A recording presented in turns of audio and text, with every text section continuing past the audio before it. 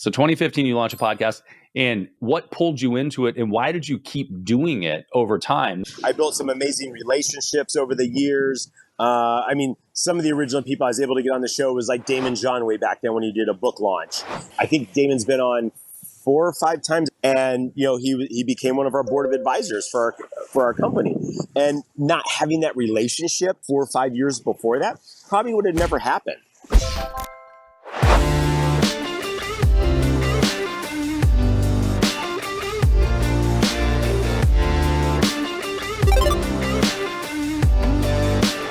Josh Felber, man, I appreciate you carving out some time for your vacation to hang out. Yeah, brother, man, it's awesome to see you. And I was like, what the heck? Let's just rock this while I'm at the beach and have some fun. And it's an amazing day in Florida, beautiful sun, and working and get to hang out as well and enjoy some time. I think as an entrepreneur, you got to be able to do that as well. You got to be able to have the time for yourself, but then also spend the time on your business growing it. And because if you're always working and you're working and driving hard, you're going to get burned out and you're going to lose interest. And so you got to be able to manage all your time effectively, I think.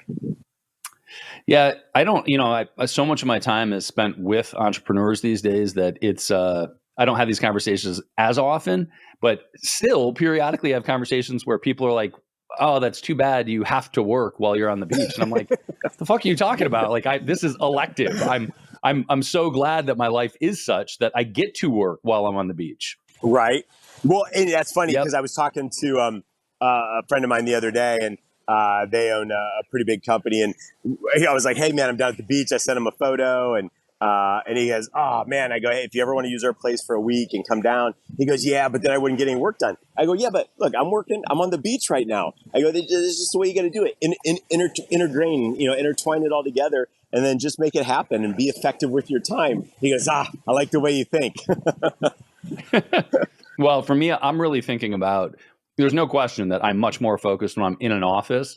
But I like to think about when I'm traveling, what are the types of things that I can be doing and still be super effective at while I'm on the road in certain environments. So recording is one of them, right? When I go to live events or when I'm traveling, I try to jam in as much content production and recording as possible, because I'm in the mind state to do it.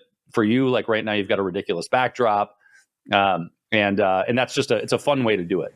Yeah, no, that's awesome. That was always a huge thing for me with my podcast was, like you said, when you go to events, especially if it's like a 2 or 3 day event and you grab a room, you set up your gear, and then you can rock out 15 interviews in 3 days, and you're super focused, dialed in, and produce some amazing content. I think that's the best thing. And that's awesome that you're doing, because I think that creates some of the best interviews, and you're able to extract a lot of the great information due to being so focused. Yeah. And at events in particular, you get a lot of people in one area. Right. So you get to get face-to-face interviews, which would otherwise not happen. Yes, for sure. Which is super fun. So I want to talk about the podcast at some point, but let's give a little backdrop here. So I know you've had a litany of different companies over the years. You've had multiple different exits. Let's start kind of at the beginning, and then I want to go through the journey of a couple of the exciting ones. But how'd you get into entrepreneurship in the first place? What was the first company? Yeah, so for me, it started. 14 years old.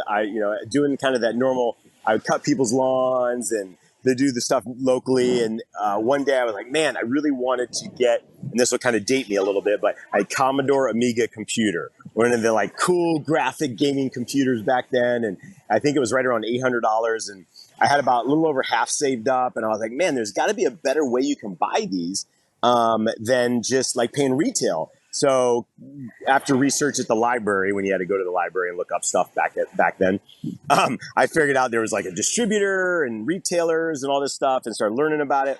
And so I talked my dad into setting up a company and a business license and everything, and went and called them.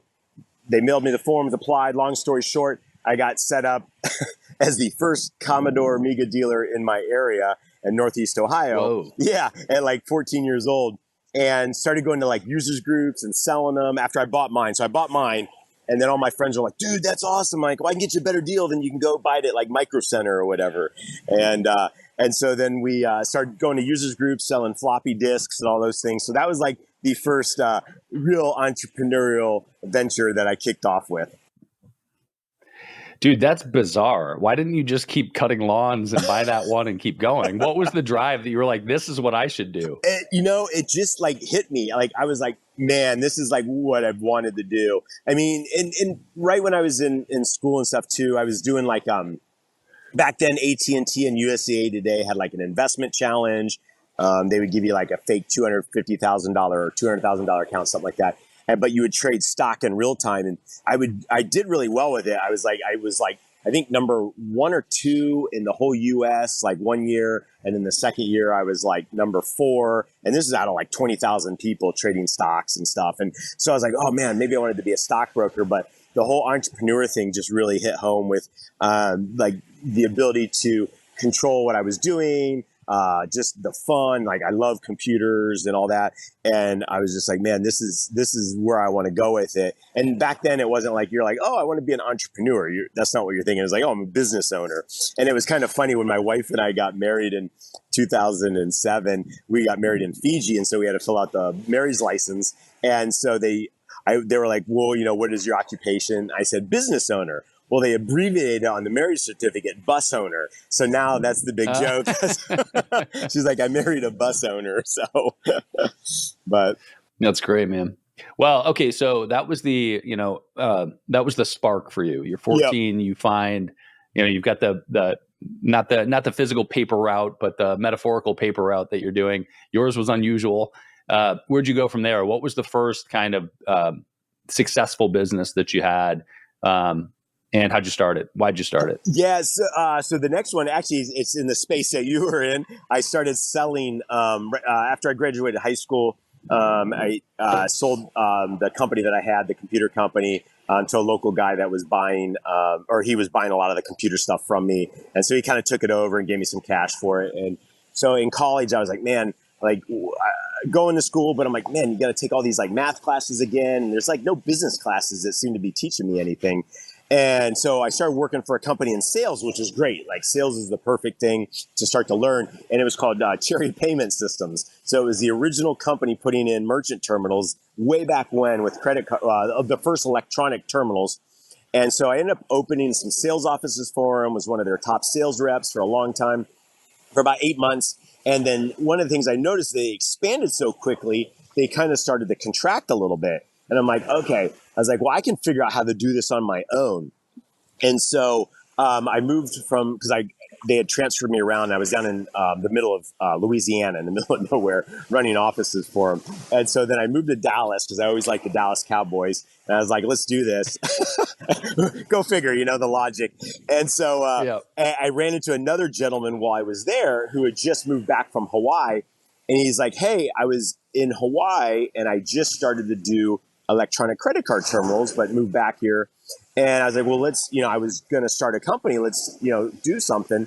And so we set up Merchant Financial Services. And so this was like 92. We launched it. And so we were one of the first companies putting out electronic credit card terminals and ATM machines. We were on Ross Perot's network for like the ATM machines while down in Dallas and stuff. And our focus was on like restaurants and nightclubs and places like that. And so we did that, and we grew it all across the United States. We had multiple sales offices and grew it to over 20,000 merchant base. And then the merchant base was acquired by Society Bank, which is Key Bank now. So that was kind of like my first big company and exit and everything. So. What were the numbers like on that one? I mean, 20,000 merchants is a lot. What did you end up? And I know our industry very well, obviously, from a payment perspective and how things work there. But for everybody else, like, what's the exit like on that? What are the multiples like? Yeah, so you're working off basis points for margins. So sure. Those are like 0.00s, if anybody knows. It's not like 1% or anything.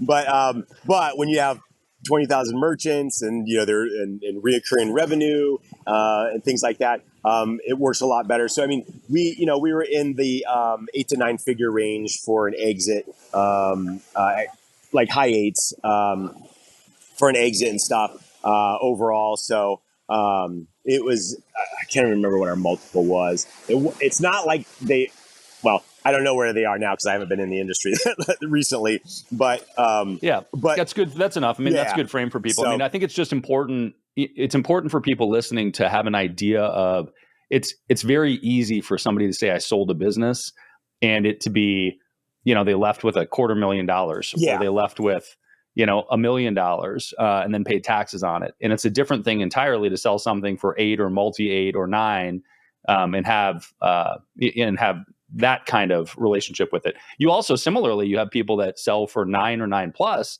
but they've diluted their value and ownership so much by raising money that they only leave with 10% of the company. For sure. So I think all that's just important to understand as an entrepreneur when you're building something and thinking about selling. So I like to double click on those a little bit. Yeah, no, and that's a great point. Obviously nobody thinks about when you go to exit and stuff, and then it's like, oh, great, the government's getting 40 or 50% of my money right off the top, and then from there it's like, oh, okay, well then I got to pay for this, or this, this has to get paid for, and and then this debt or whatever it might be, and all of a sudden, it goes down to where you might have $5 million goes down to like $2 million pretty quick. So yeah. Well, that's awesome.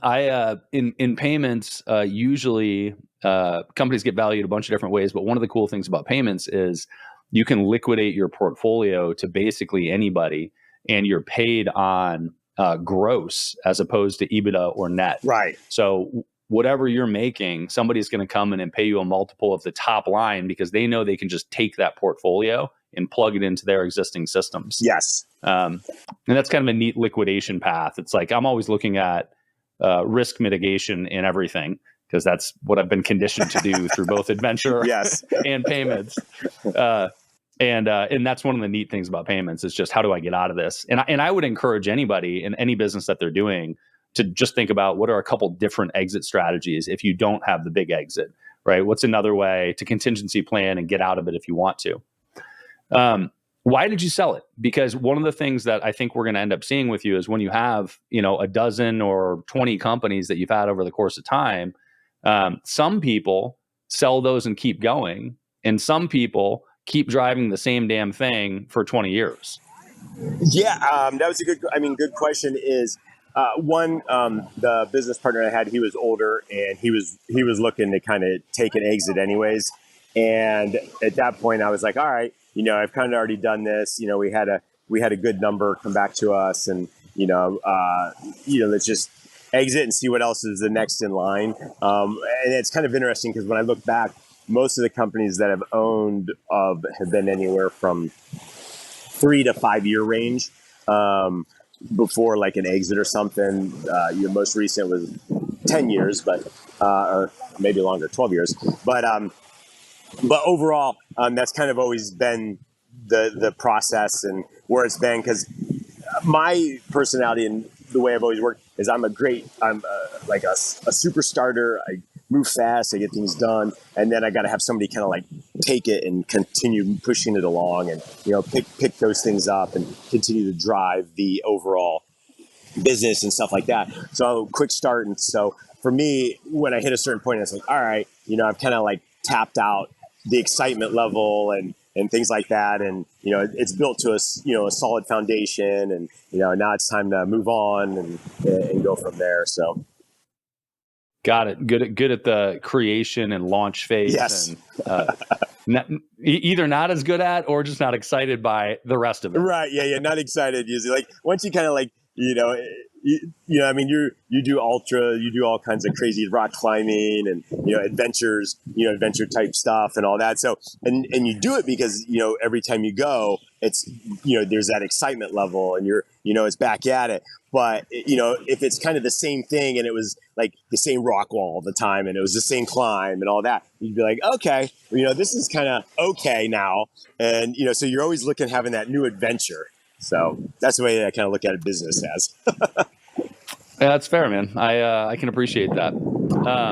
So you sold that, and give me time frame. You said that was like mid 90s, so 92, 95? End of 90s. Let's see, 92 to 97. So end of 97. So yeah. So about 5.5 years. You sold that. Sold that in 97. It is 2024. So there's a huge gap in here. Yes. And we could talk about, all of them, but how do you think about, in that next 17-year period, how did you think about what businesses to get into, and how did you pick your next journeys?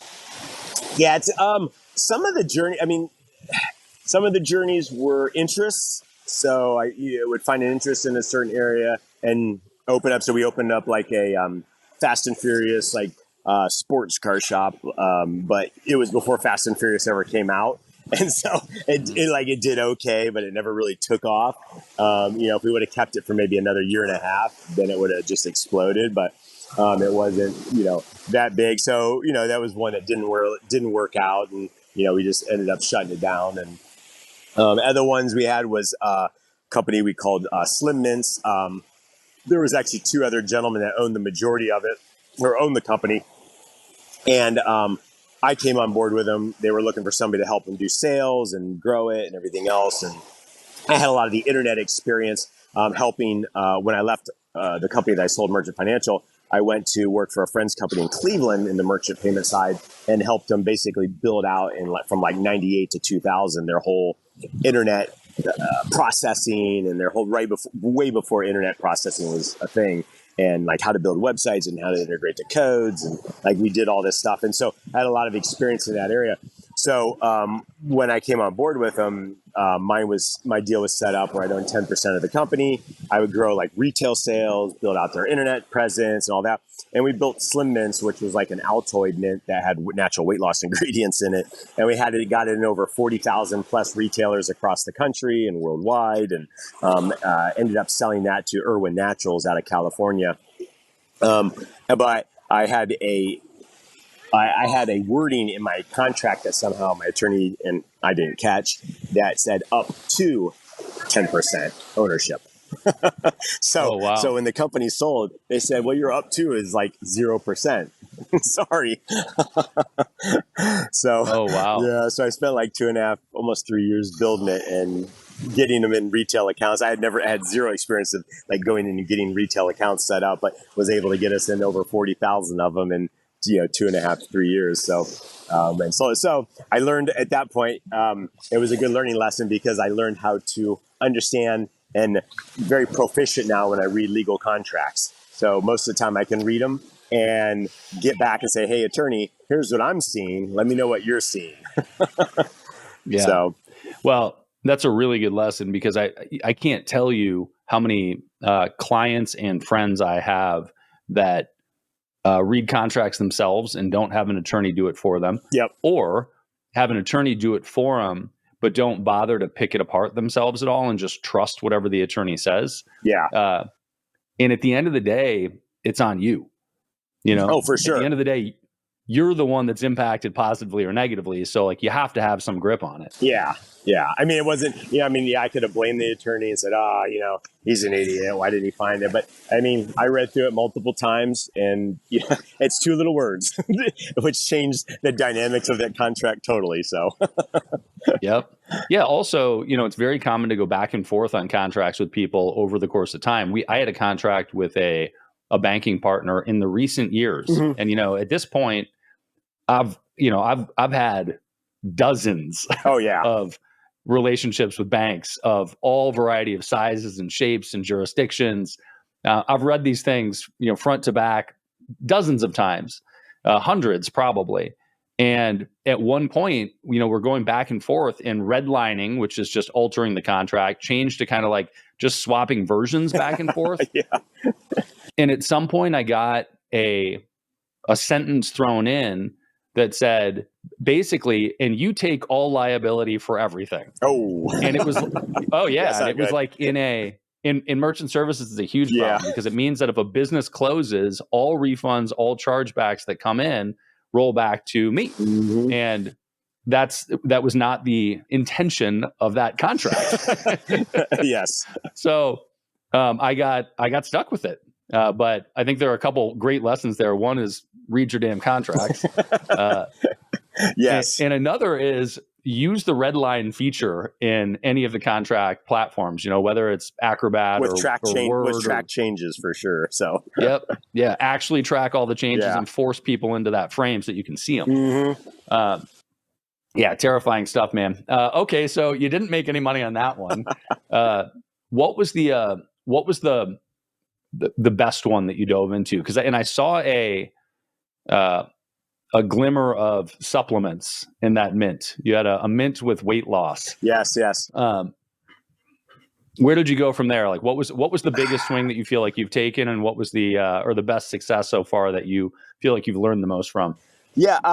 So, I mean, I've had, since then there was a handful of other companies. We were in the wireless energy space for a little while. I left that company to end up in 2010. I ended up opening a CrossFit gym in my area that ended up being one of the largest in North America, let alone Northeast Ohio was the largest.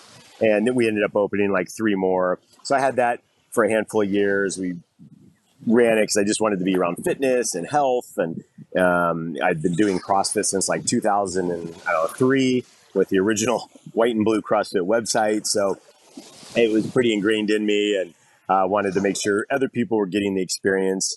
And then during that time frame, my wife had started like a small business on the side selling.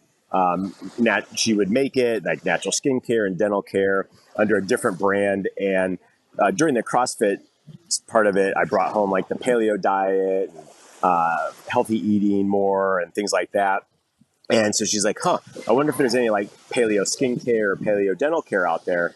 And so she looked and didn't see anything, but search traffic was big. And so she was actually just gave birth to our twins at that time. And so a couple years later, she's like, hey, maybe we should do this. And then that's when we launched the one company that we had. And so that one it was a direct to consumer. She ran it most of it until probably like the last 5 years when I came over, and then came on board as kind of the growth strategist and digital marketing side of stuff. And then we just really blew it up from there and worked with multiple big influencers. And Beyond a Million is brought to you by Easy Pay Direct. If you're an entrepreneur and you are still using a product like Stripe or PayPal to accept payments, it is time to find out why the largest names in your industry would never consider doing that. Check out easypaydirect.com/BAM to find out more.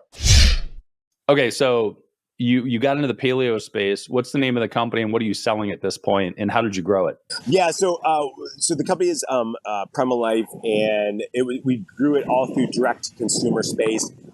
It's natural products to help improve your dental health and skincare and things like that.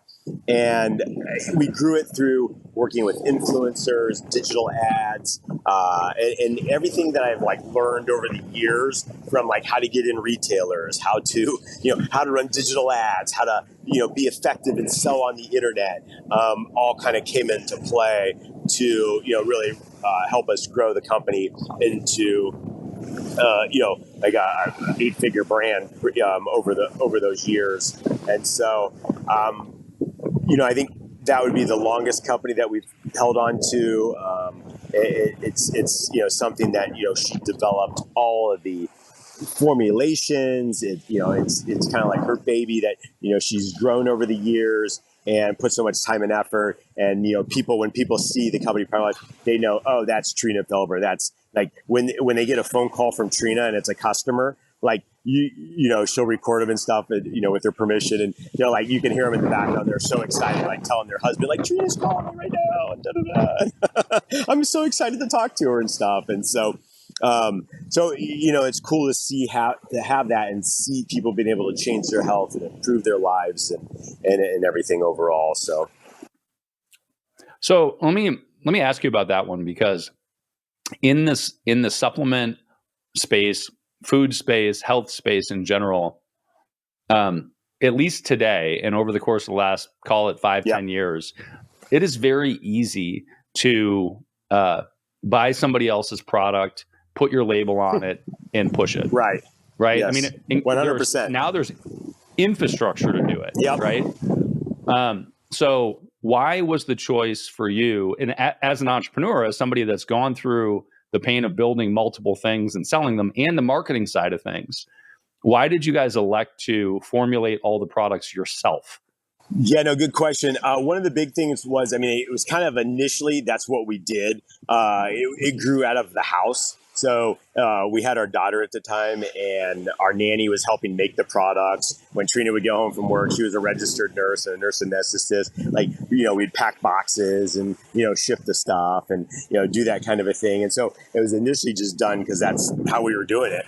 And then as we grew, it was like, well, okay, we can either pay 30% markup and have somebody else do it, and then you have to pay all this money up front to have inventory, all these kind of things, or you can kind of control everything from the manufacturing to the distribution to the support to the marketing, which is what we elected to do, and build out a whole team to do this. So you had started it that way. And so that was really the only thing that you knew. You were like, this is how we do it. This is how I'm going to figure it out. And then once you hit a certain point, it didn't make sense to go backwards. Is that a correct adequate summary? Yeah, because it was hard to think like, well, okay, I can unload all of this, but then 30% of your top line is gone because you're paying that to somebody else to handle it all.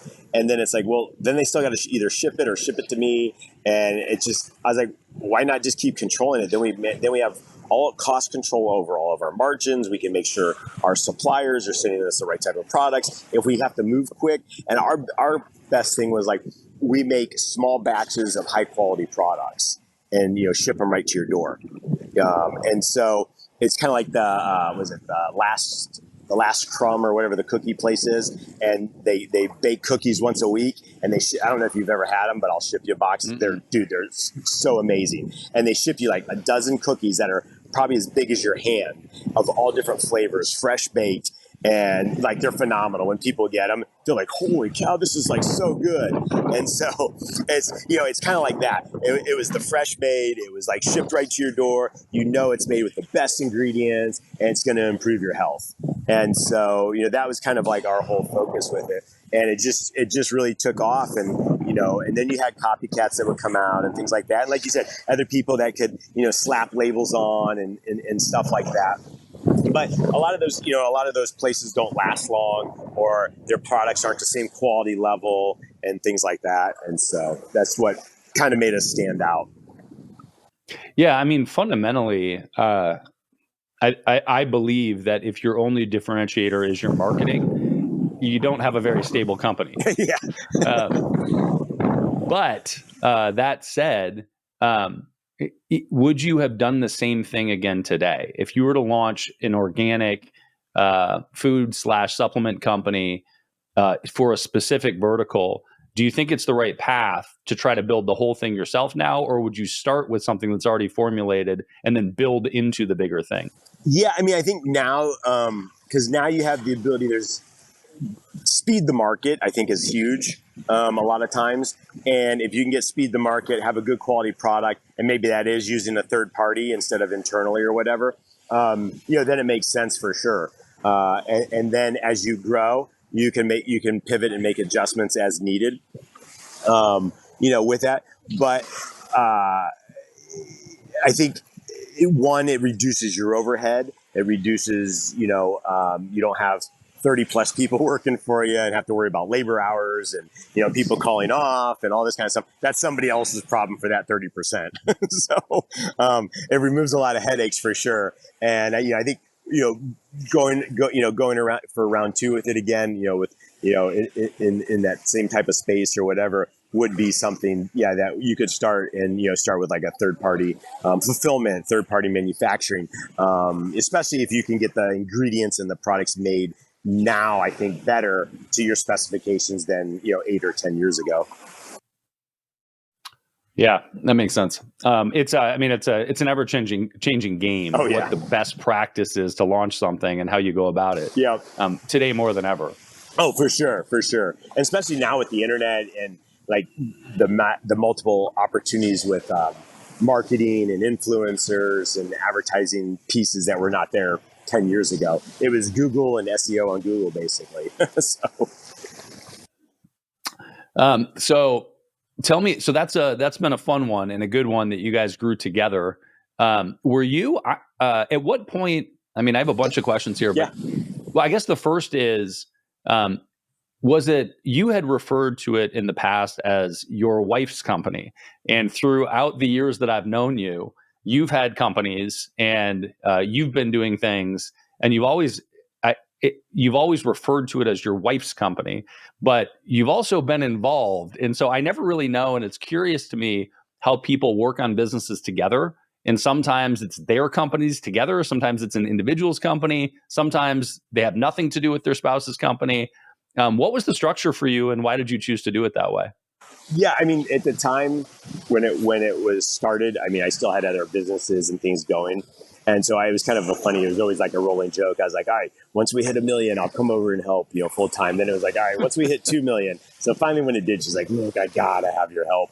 So I came over and basically did all the stuff like that she wasn't good at, that had to do with like marketing and growth and driving revenue. And she was more the visionary and the product creation and the education. She's big with education because since she's a nurse anesthetist, she wants to make sure everybody and all the products heal you in some way, whether it's externally, internally, whatever that might be. And so it was more just like, hey, this is her business. That's what she started, like giving her 100% credit. I still give her 100% credit on the whole thing. I just kind of helped out. So, but, even though we're both in it together, and we're both there together, we're both, driving with the same purpose and things like that. But like when it comes all down to it, I mean, she was the mind behind it, the visionary behind it, and gets 100% credit and stuff, and I just kind of helped boost it along the way. I love that. So through the journey of all these businesses, you launched a podcast, and you did it 9 years ago. So Yeah. 2015. 15. Yep. So 2015, you launched a podcast, and relative to today, that's like forever ago. And it was very early in podcasts, not anywhere near the beginning. But as people think about it today, because even I remember in 15, people were talking about the podcast space getting crowded, Right? And they're like, "Yeah, it's not even worth doing it now." Oh yeah. Why bother at this point? Actually, I remember Jordan Harbinger. I was at an event with him, and he did a talk, and I think it was probably in 16, but he did a talk about why you shouldn't start a podcast and why it's too late. That. Yeah. And it's like, so you started one back then. Why did you do it at that point, and how did it work into the rest of the businesses that you had, if at all? Yeah. So funny story was I never was like, oh, I want to be on camera and do all that kind of thing. But we were at an event in Mexico, my wife and my kids and everything, with Grant Cardone and his wife Elena and their kids, and it was like his first. I guess he calls it his original 10X event, even though it wasn't called 10X event back then, And so we were there with him, and he was like, man, I'm launching this new network. This was in, 2014, I think it was, the summer of 2014. And he's like, I'm launching this new network next year. And, we're putting podcasts on it. And we want to, I think with your entrepreneur experience, we want to, you should be on it, with it, and blah, blah, blah. And my team will help you do it all. I was like, man, I don't know. And so probably like 3 or 4 months of him nudging me after that, I was like, all right, let's do it. And so initially, I came up with the name, the idea, and kind of the entrepreneurial, kind of the focus with it. And they helped me launch it and everything. And we were driving so many like views and everything of the show and stuff that they changed their structure, and were trying to monetize it through the hosts. And so I was like, well, let me move it off of here and see if I still get the same amount of views and stuff. So I did, and I still did. I still got the same amount of views and growth and everything else. So from there, then I just tried to figure it out all on my own, and tried to figure out a whole podcast process, and was doing it all myself, from editing videos to like booking guests to like research and just everything. And so finally, one day, this is probably like a year and a half in, I was like, oh my gosh, I got to figure out a better way to do this. And so I sat down, I think it might have been with Ari, and we put together kind of a whole podcast systems and process for me. And so then I was able to take that and utilize some automation stuff to move folders around, move files around and things like that, and automatically transcribe stuff so I didn't have to like manually do it. And so that was kind of my first intake into like being able to automatically get a lot of stuff done. And then over the years, I started to add a team and then implemented the process with the team. And so just like you, when it's after it's done recording, it goes to my team. They then, take and do all the audio and the video stuff and create, hundreds of pieces of content and articles and, and push it all over social media and do all this great stuff with it.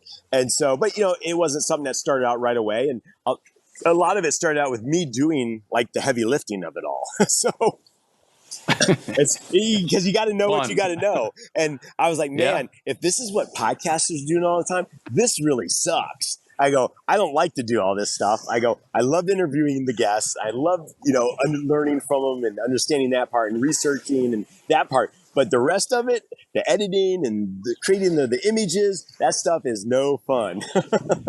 So here's the thing. Today, today the model's pretty clear, and today people feel like they need to produce content to be seen. Right. And pushing content out to the social platforms is lead gen, and it's very clearly lead gen and exposure. But in 2015, if you told anybody in 2015, you said, hey, my primary source of lead gen is going to be putting clips of video onto social platforms, they would have thought you were fucking nuts. Oh, 100%. So what was the driver then? Like, what pulled you into it, and why did you keep doing it over time? Was it just fun, or did it work into another business, or what was it for you?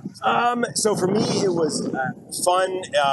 One, because of the guests I was able to connect with. I built some amazing relationships over the years. Some of the original people I was able to get on the show was like Damon John way back then when he did a book launch. And like, I think Damon's been on 4 or 5 times every time he's launched a new book.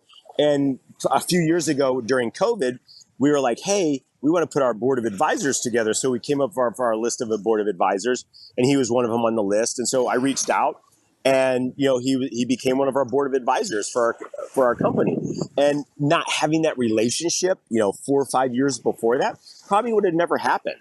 But it was all through a podcast that I interviewed him for that helped him promote his book. And then him and like Todd Herman and some of these other guests all wrote me like a testament, like, if Josh is the go-to guy when you launch a book, all our books move off the shelves faster. I don't remember the exact quotes, but they're somewhere on my website. But just something like that. So people always come back when they launch a book, because they know people are going to see the show. They're going to, be able to promote their book and get more exposure to what they're doing. Yeah, that makes sense. So what kept you going was conversations and relationships, it sounds like. Yeah, conversations and relationships. And I didn't make any money from it. I didn't monetize it until more recently, over the last few years. We started a bunch of the big advertising groups kept reaching out like, hey, we want to run pre and mid rolls. I'm like, hey, let's test it and see. And it's from what they tell me, it's done great. I get money from it now. And we've had everybody from like Rocket Mortgage to LinkedIn to Gustio, payroll systems to, we've probably got 25 different companies that have advertised with us over the years now. And they do great. They usually run a flight of, 3 to 4 months. And then again, one more time throughout the year or so. Love it. I have a million thoughts on that, because for me, when I get into anything, I'm kind of looking at what's the best case, what's the worst case, and what are different, like I said earlier, what are different ways that goal can be accomplished. Right. And so the relationships are the thing that will happen for sure when you're spending a lot of dedicated time to produce content and do interviews with people. And for me, I think if you go into relationships all the time with the mentality of ROI, right, you're often going to compromise the relationship. Yep. And in a podcast environment, it's easier to go in with an ROR mentality, right? Mm-hmm. What's the return on the relationship? Because you're just digging in. Yeah. And I mean, I never even went into it like that. It was more like, I wasn't like, oh, what can I get out of it? Mine was like, man, Right. how can I help this guest? Like if he was launching his book or whatever, like how can I make sure he gets the best promotion, but by asking him the best questions that people were going to be interested in. That's always kind of been my approach with anybody I've interviewed. And you've been on the show, and we've always tried to dive in and really understand that. And if I was sitting there listening to a show, what would I want to know about Brad or Damon or whoever that's going to help me do something better in my life or inspire me in some way? And that's always been kind of my first thought and first approach with it. And then just everything down the path after that is just reciprocal, back and forth. Like, I'm glad if anything came from it, great. If not, no big deal. I've had guests that were amazing guests that never heard from again. So, and other ones, like I said, I've had on 4 and 5 times that have built great relationships and now company friends and advisors and stuff. So, yeah. Well, I'm with you. And I think that's was relevant then, but it's still relevant today when people think about producing. And in fact, when we got on in the beginning here, your video was all grainy. You're on the beach. And I was like, shit. And you're like, look, I had to go to the beach to get out of the office. We're like, we can record now or record later. And I was like, let's catch up and record something and get some time in, man. Like if we have to reshoot later, we'll reshoot later. But let's not burn the opportunity to hang out. And we're on a good platform, so it should be uploading from my side at high definition in 4K, and your side should be as well. That's the great thing about this platform, because I'm right on my app. So it is. We'll plug Riverside.fm for there that one. It records locally and then pushes it up later if you don't have good bandwidth. 100%. Yep. And forgive us for the wind if it happens. Yeah. Well, when you're at the beach like this, it's an amazing time to hang out and chat and catch up. For sure. Well, I'll respect your time to continue doing that. Before I let you go, one of the things that is always curious to me are the horrific mistakes that have been made. And there's usually a story in there, but it's also tied into kind of just growth and what you learn from your experiences. What do you think the worst mistake you've made has been, and what have you gotten out of it? Man, good question. So, I mean, obviously I mentioned the whole thing about the contract thing earlier. There's a more recent one. I can't dive into super detail just yet. But when you're making decisions on stuff, you got to look at everything from a technical aspect and also trust your gut. When you start to look past your gut, maybe because emotions or outside influences or spousal influences or whatever that might be, to proceed, you're 100% better off trusting that feeling, that gut, that intuition that you have, and deciding to either wait or move forward or whatever that decision might be, because you knowingly know what you're feeling actually is right, even though you may be wanting to ignore it. And so we can get into that story another time. Maybe in 6 or 8 months, I can dive in and fill you in a little bit more detail. But I will leave it at that. And after some self-reflection and things like that, I know a lot more detail and how I kind of missed some of the things with it. So kind of the message there is if you see a flag or if you feel a flag, maybe listen to it, even if the proposition's exciting. Yeah, and even take that step and go down that path and look at it. And maybe it's there for a reason. So, yeah. I think that's true of hiring people. I think that's true of partnerships. I think that's true of big clients. I think that's true of personal relationships, all sorts of stuff. Yeah, that's great, man. Somebody told me years ago, and it stuck with me. They said, you should never marry somebody that you can't see yourself divorcing. That's interesting. The sentiment, well, it's a confusing way to phrase it, but the sentiment is that if you don't think that you can go through the worst experience together, you should never be together in the first place. Right.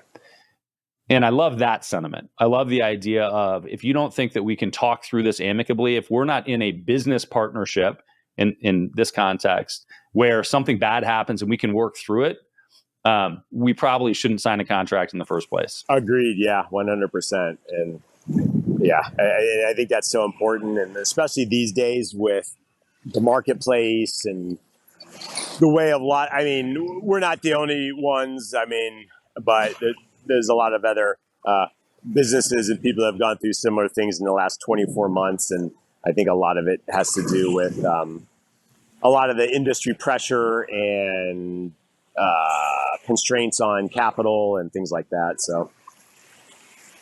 Yep, I don't see it stopping either. Unfortunately, not for the short term. Nope. I love it, man. Well, Josh, I appreciate you carving out time to hang out. Yeah, Brad. This certainly will not be the last time. If people want to find out more about you, what you're doing, where do you want to point them? Yeah, definitely. Best place usually is my social handles is just my name, Josh Felber, and the website, Josh Felber. You can check out our race team. If you love Formula One racing or Formula 4 racing or anything in between, you can check out our Formula 4 team that we have racing all around the U.S. this year at flbr.com. And FLBR Motorsport on all social platforms as well. Awesome. Love it, man. Thanks, and the brother. podcast is Making Bank. Yeah, right? Making Bank. And yeah, that's on my website. So there's links to it. It's everywhere. If you just Google Josh Felber, it comes up, Making Bank everywhere. And yeah, you can find that.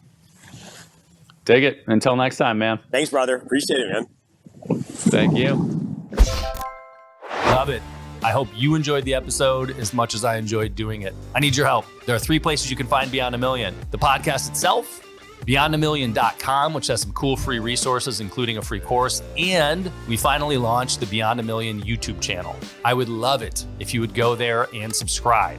And if you don't want to, you still would probably enjoy seeing the visual content.